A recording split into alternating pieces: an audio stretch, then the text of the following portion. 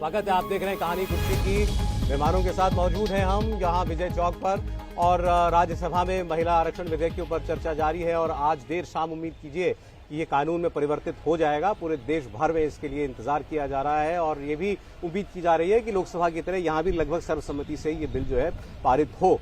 लेकिन आज इस बिल के कानून बन जाने के बाद कल का दिन जो इस विशेष सत्र का एक और बाकी है, इसको लेकर के तमाम तरीके की चर्चाएं चल रही हैं, कयासबाजी जैसे पहले इस विशेष सत्र के लिए चल रही थी कि इसमें कौन सा विशेष काम करने वाली है सरकार, तो पता लग गया चलिए महिला आरक्षण पर काम हो रहा है।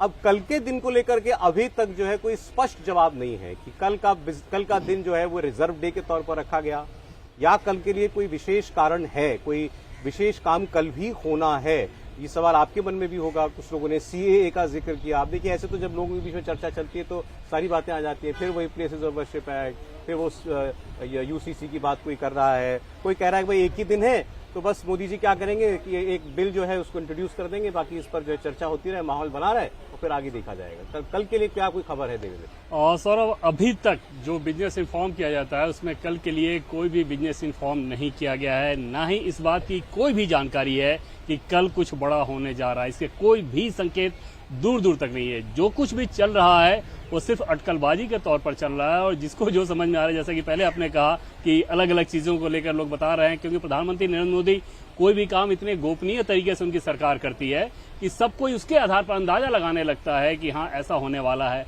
और बाद में आप देखेंगे कि उनमें से अधिकांश तो गलत ही साबित होते हैं। लेकिन कल के बिजनेस की बात करें तो अभी तक कुछ भी नहीं है। ज्यादा संभावना सौरभ इस बात की नजर आ रही है कि एक अतिरिक्त दिन इसलिए रखा गया था क्योंकि तब नहीं पता था कि मान लो कि डिबेट में एक ही दिन आप लोकसभा के लिए रखें, एक ही दिन राज्यसभा के लिए रखें, तो उसमें कोई डिबेट लंबा चला जाए, ज्यादा वक्त आ जाए कि या कोई वैसी परिस्थिति आ जाए जिसमें उस दिन की कार्रवाई आपको एडजर्न करना पड़े, तो संभव है कि उसके चलते एक अतिरिक्त दिन रख लिया गया था इस विशेष सत्र के लिए। लेकिन इसकी शुरुआत तब हुई थी जब प्रधानमंत्री नरेंद्र मोदी ने यह कहा कि सत्र छोटा है लेकिन ऐतिहासिक निर्णय होंगे। मतलब उनका इशारा ये लोगों ने लगा लिया कि वो बहुवचन में कह रहे हैं। मतलब वो उनका जो बयान था वो सिर्फ किसी एक बिल के लिए नहीं हो सकता, कई सारी चीजें हो सकती हैं। जहां तक सीएए के रूल्स को नोटिफाई करने का मसला है, सितंबर में वो काम खत्म हो रहा है, क्योंकि जो अगर आप सितंबर तक रूल नहीं बनाते, हर 6 महीने पे उसको एक्सटेंशन दिया जा रहा है। 8 बार एक्सटेंशन मिल चुका है इस कानून के बनने के बाद। तो उसमें जो पार्लियामेंट की सबऑर्डिनेट कमेटी होती है वहां पर इन्फॉर्म करके एक बार फिर से आप एक्सटेंशन ले लेते हैं, वो इसी सितंबर में किया जा रहा है। लेकिन उसका पार्लियामेंट से इस तरह से कोई लेना देना नहीं कि उसके लिए आप एक अतिरिक्त दिन रखेंगे। वो तो होम मिनिस्ट्री को करना है। बिल्कुल, आपको पार्लियामेंट में ऐसा नहीं है कि वहाँ पार्लियामेंट बैठी हो और आप वहाँ बताएं। बिल्कुल नहीं, और पार्लियामेंट में आपको कुछ पास कराना हो, ये सारी चीजें नहीं है। तो ऐसे में जो कुछ भी चल रहा है, जैसे कि पहले मैंने आपको कहा कि सिर्फ अटकलबाजी चल रहा है सरकार के स्तर पर या लोकसभा सचिवालय के स्तर पर, अभी कोई भी इंफॉर्मेशन नहीं है कि कुछ बड़ा होने वाला है। इस पर हम सीएए पर आगे ज्यादा बात अभी करेंगे और क्योंकि ये भी रूल्स नोटिफाई होना भी अपने आप में ये एक बड़ी बात होगी, क्योंकि 2019 में ये बिल पास हो गया था, उसके बाद से इसके रूल्स नहीं बने। आप सरल भाषा में, रूल जब तक नहीं बनते आप कानून बना लीजिए, कानून इम्प्लीमेंट नहीं किया जा सकता है। इसलिए इसके लिए रूल्स बनाना जरूरी है। इसमें भी यही कहा गया था कि कोविड आ गया है इसलिए इस काम को अभी नहीं किया जा रहा है। बहरहाल अब लग रहा है कि ये काम कल हो जाएगा, शायद ऐसी चर्चाएं चल रही हैं। कल हो, जब भी हो, तो गृह मंत्रालय को करना है। हर्षवर्धन जी, आखिरी दिन को लेकर के आपको भी लग रहा है कि है सरकार के पास कुछ? नहीं, मुझे नहीं लगता। उसके पीछे मैं वजह दूसरी मानता हूं। उसकी पीछे वजह ये है कि इतना बड़ा काम सरकार ने किया है, जो महिला आरक्षण वाला है, उसको वो सरकार नहीं चाहेगी कि किसी और भी चीज से इतनी जल्दी रिप्लेस करे। वो ये चाहेगी कि इसको बहुत सलीके से धीरे धीरे इस्टेब्लिश करे।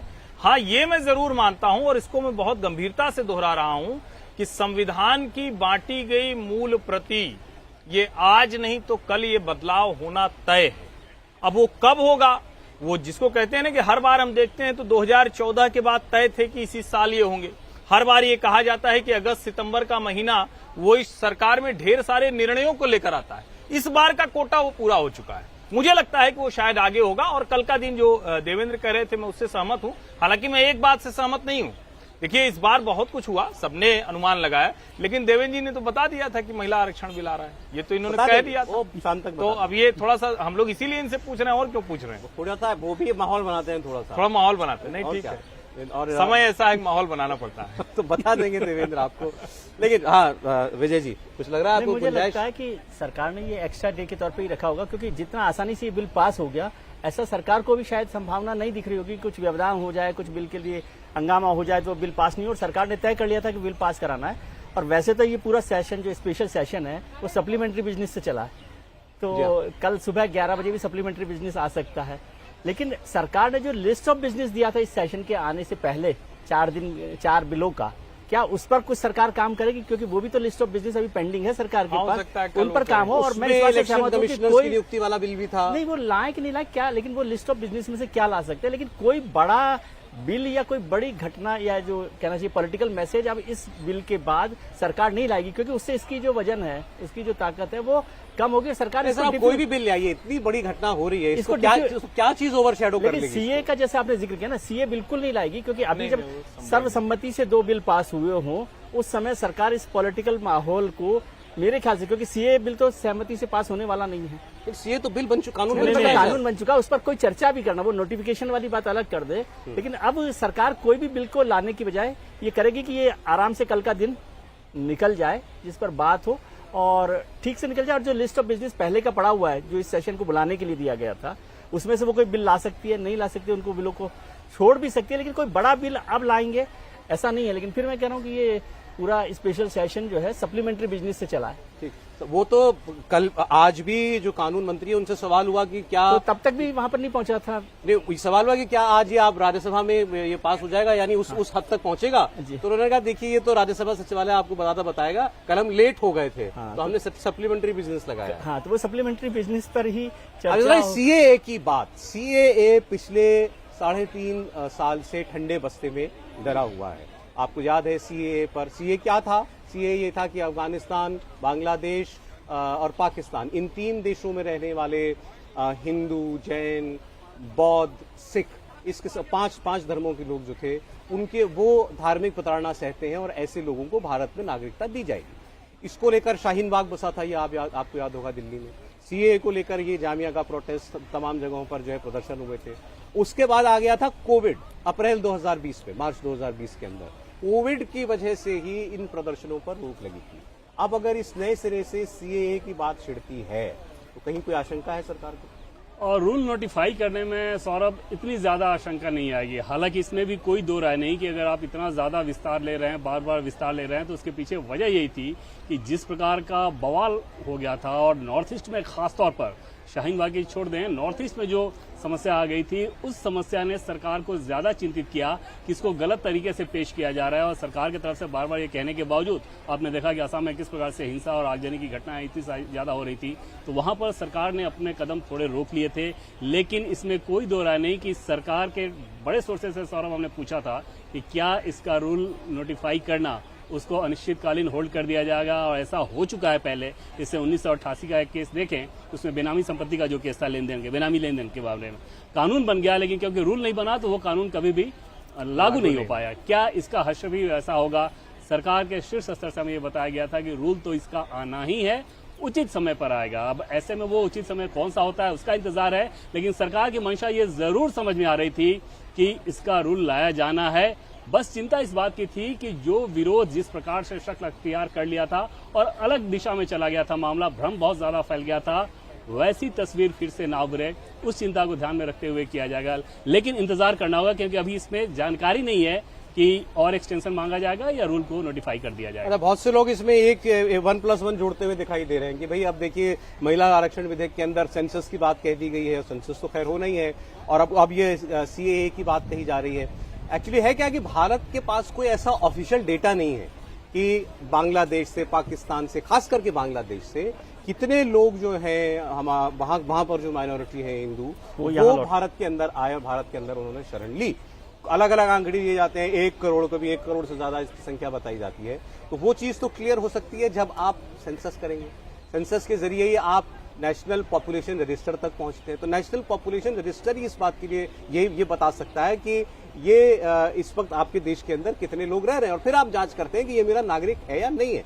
पिछली बार जो सारा बवाल हुआ था वो हुआ था एनपीआर और एनआरसी को लेकर। अभी कोई कह रहा है एनआरसी को लेकर उससे जोड़ दिया गया था ना सर, ये सब कुछ जोड़ दिया गया, जबकि अलग अलग है। मुझे लगता है उसमें सरकार की गलती ये रही कि सरकार उसको ठीक से कम्युनिकेट ही नहीं कर पाई कि सीएए का लेना हिंदुस्तानियों से कुछ भी नहीं है एक्चुअली नहीं। लेकिन उसमें जो समस्या है सर, वहाँ जैसे गृह मंत्री अगर सदन में ये कह रहे हो कि क्रोनोलॉजी समझिए, तो वो क्रोनोलॉजी वही मैं कह रहा हूँ कि उसको उस तरह से कम्युनिकेट नहीं हुआ। लेकिन मैं ये कह रहा हूँ सौरभ, जरूर माना जाता है तो एनआरसी को उस क्रोनोलॉजी में समझाना, उन ताकतों को मौका मिल गया भ्रम फैलाने के लिए जो कि इस मौके की जुगाड़ में थे कि किसी प्रकार से इसका सहारा लेके एक भ्रम फैलाया जाए। सौरभ, सबने देखा कि भ्रम कैसा फैला हुआ था। दिल्ली के लोग ये कह रहे थे कि हमें बाहर कर दिया जाएगा, हमें भेज दिया जाएगा, तो वो सारी चीजें कुछ लोग अपने पेपर से ढूंढ रहे थे कि क्या लोग होगा। चीन की तरह डिटेंशन कैंप वैम्प खुलवाने लगे थे, सब चर्चा क्या हो क्या गई। बात नहीं हो रही थी। लेकिन एक चीज मुझे जरूर लगता है, और मैं ये कह रहा हूं कि देखिए अगस्त सितंबर 2024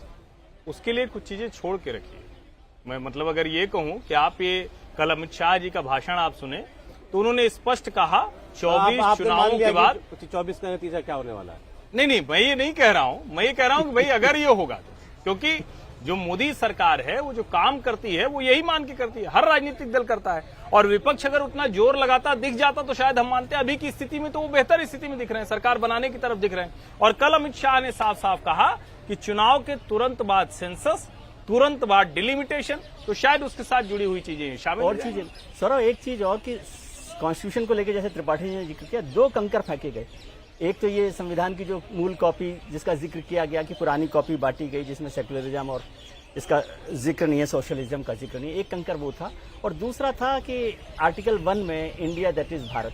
लेकिन भाई ये जो हमारे पीछे झरना बह रहा है, फाउंटेन लगा हुआ है, इसका पानी अभी मैं स्थिर देख रहा हूँ, इसमें कंकर से वो लहरें दिखाई नहीं दे रही। अच्छा, वो आपको नहीं लग रहा कि इसकी लहरें जो है तरंगे उठाने की कोशिश की थी सरकार ने? नहीं, पत्थर तो फेंका गया था लेकिन अभी वो शांत पत्थर- दिख रहा पत्थर है। फेंका है देवेंद्र तो- बता तो- सकता है तो कि लहर क्या वो आएगी। नहीं, विजय जी का ये कहना है, इसको यूं समझिए कि अभी शायद और किसी लहर की जरूरत नहीं, एक बड़ी लहर ऐसी क्रिएट है जो राजनीतिक तौर पर उनके पक्ष में दिखती है, अगर हम प्योर पॉलिटिकल उसके लिहाज से बात करें। और 2024 तक के लिए दूसरी किसी लहर की आवश्यकता फिलहाल नहीं दिख रही। जरूरत पड़ी तो शायद कोई कंकड़ फेंक दे, ऐसा आप कह रहे हैं? नहीं, अभी हम ये भी तो नहीं मान सकते ना कि सर कि शीतकालीन सत्र में कुछ नहीं होगा। अभी ये तो एक अभी तो पार्लियामेंट का देवेंद्र सत्र ये बता बाकी है। सकते हैं कि शीतकालीन सत्र होगा या नहीं होगा, क्योंकि स्पेशल सेशन के बाद तकनीकी तौर पर उसे करना मजबूरी नहीं रहेगी, क्योंकि जी, 6 और महीने का नवंबर गैप दिसंबर नहीं में होना 5 चाहिए। राज्यों के चुनाव होने वाले हैं, विधानसभा चुनाव भी होने वाले हैं। तो क्या सरकार शीतकालीन सत्र को, जैसा मैंने पहले भी जिक्र किया था कि 2008 में मनमोहन सिंह सरकार ने मानसून सत्र डेफर कर दिया Skip था कर दिया था। और स्किप कर दिया था और वो केवल शीतकालीन सत्र पर आए थे। तो अभी 5 राज्यों के चुनाव होंगे नवंबर दिसंबर में, जब हमारा शीतकालीन सत्र होता है। तो पिछली बार भी गुजरात चुनाव जब हुए थे तो शीतकालीन सत्र को छोटा कर दिया गया था, कर्टेल कर दिया गया था। नहीं, लेकिन विजय जी छोटा भले हो, सत्र निश्चित तौर पर होगा। और वोट ऑन अकाउंट वाली बात भी हो तो भी कई बड़े ऐलान हम उसमें होते हुए देखेंगे। पॉलिसी डिसीजन इस तरह के नहीं वोट ऑन दिखेंगे, वो अकाउंट शायद तो जिसको फरवरी हम में लोग होगा। पॉपुलिस्ट कहते वोट ऑन अकाउंट तो हैं, उस वाली तरफ वोट ऑन अकाउंट तो वही फरवरी जाएगा। में, फरवरी में होगा वो। बिल्कुल। अभी तो शीतकालीन सत्र की बात है कि नवंबर दिसंबर में, कि 23 नवंबर से जो सत्र नॉर्मली शुरू होता है वो शुरू होगा कि नहीं होगा। नहीं, वैसे हालांकि सरकार को देखते हुए ऐसा मतलब होने को कुछ भी हो सकता है, लेकिन सरकार के पास बिजनेस की कमी हो ये तो नहीं है अभी ऐसा लगता। कोई बहुत महत्वपूर्ण बिल हो सौरभ, अगर चुनाव आयोग वाले को छोड़ दें तो ऐसा कोई बिल नहीं है। इसके अलावा कोई ऐसा बिल नहीं है जो कि सरकार जल्द से जल्द से कराना चाहेगी। और एक तरह से आप देखें, आपको ध्यान भी होगा कि प्रधानमंत्री नरेंद्र मोदी जब 2014 में जीत के आया, तब 19 में जीत के आया था, तब भी उन्होंने कहा कि 4 साल तो सरकार का कामकाज उसको देश को मजबूत बनाने में लगाइए, 5वें साल हम लोग राजनीति कर लेंगे, अपोजिशन के नेताओं से उन्होंने कहा था। इस बार भी हमें जो जानकारी मिलती है उसमें जितने क्लोज डोर बैठकें उनकी हुई उसमें लगातार उन्होंने इस बात को कहा है कि दिसंबर तक हर स्कीम को ग्राउंड पे ज्यादा से ज्यादा इम्प्लीमेंट आप कह सकते हैं, जितना क्रियान्वित कर सकते हैं वो करें, जितने लाभार्थी बना सकते हैं वो बनाएं, क्योंकि उनको पता है कि हाँ दिसंबर तक का ही एक टारगेट है, उसके बाद तो सीधे सीधे चुनावी मोड ही आ जाता है, वहां पे बहुत कुछ करने को रह नहीं जाता है, उसके बाद आप उसी दिशा में जाते हैं। दूसरी बात सौरभ की, भारत बनाम इंडिया, इस बारे में सरकार को कुछ करने की ना जरूरत है ना कुछ करने जा रही है, वो सिर्फ उसने क्रियान्वित करना शुरू कर दिया जो कि ऑलरेडी संविधान में था, सरकार ने उसका उपयोग करना शुरू किया, अपोजिशन ने मदद ये कर दी उस पर विवाद पैदा करके। चलिए हम एक ब्रेक के लिए यहाँ पर रुक रहे हैं और मैं शुक्रिया करूंगा हर्षवर्धन त्रिपाठी जी का, आपका बहुत शुक्रिया, विजय जी आपका बहुत शुक्रिया, देवेंद्र धन्यवाद आपका भी। कहानी कुर्सी की आज कई मुद्दों पर हमने बात की है। इंडिया टीवी हर वक्त हर जगह डाउनलोड करने के लिए सर्च करें India TV news Google play store या ऐप स्टोर पर।